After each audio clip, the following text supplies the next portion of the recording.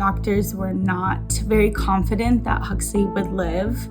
They were very adamant that we meet with palliative care every time I went to the doctor. With Huxley, we found out at our 20-week ultrasound that there was something wrong. They didn't have a clear answer and referred us to a high-risk doctor. Through them, we did genetic testing. I had an amniocentesis, and we had to join a research study to get Huxley's full diagnosis before she was born, where they sequenced her entire DNA. And it came back at about 34 weeks, I believe, that we got the cartilage-hair hypoplasia diagnosis. They were like, oh, it's a form of dwarfism. It's pretty rare. There's about 700 people in the world that have a CHH diagnosis. But honestly, I went home and Googled, and there wasn't a ton about it really on the internet either. They were very adamant that we meet with palliative care every time I went to the doctor, because I ended up having to go weekly so they could monitor her growth because she was very small. That was our pregnancy. It wasn't very fun. It was very traumatic, I would say. We were told that when Huxley was born that she would not be able to breathe on her own.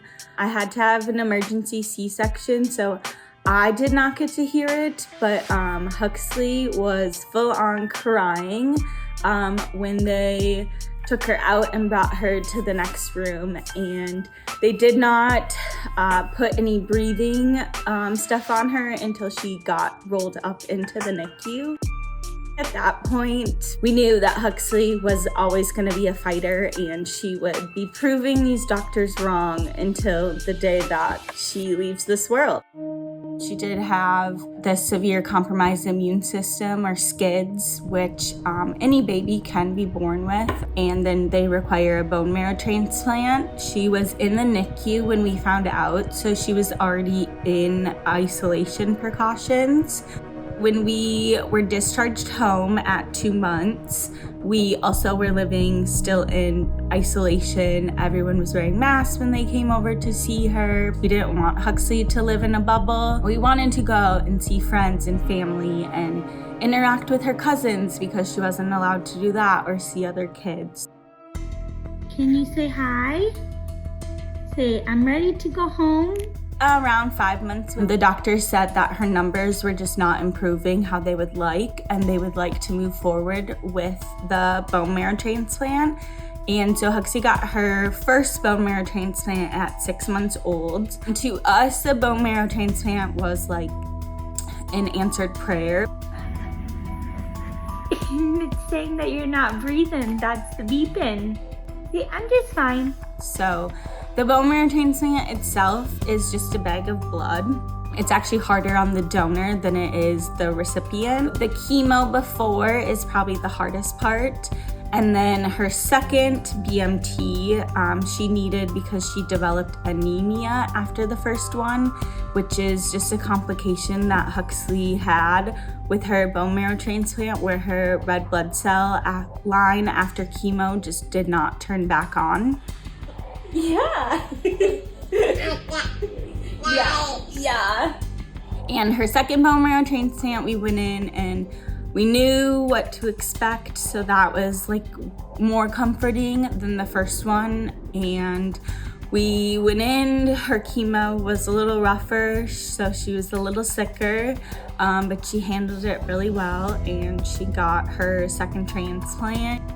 Watching your kid get chemo is not a fun experience. I give props to all the parents who have to go through that. It is not an easy feat to see your kid sick, and there's nothing you can do to make them feel better.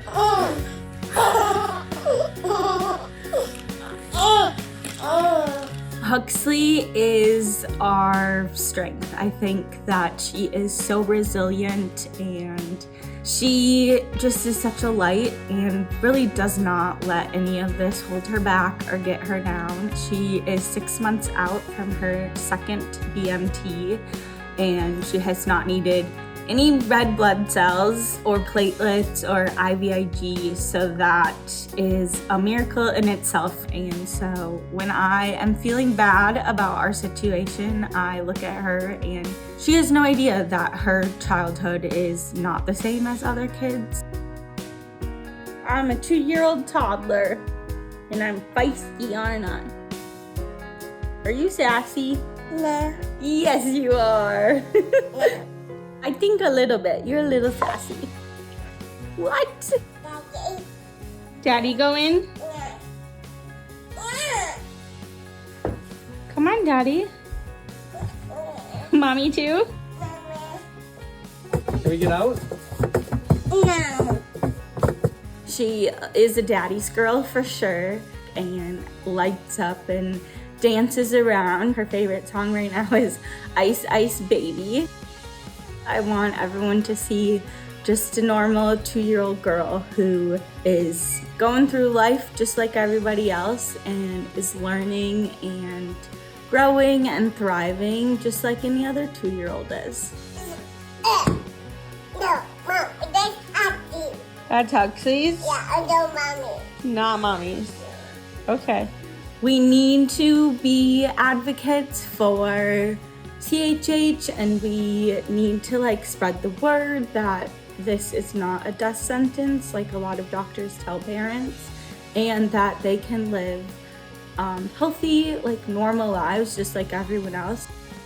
She is seen. Are you?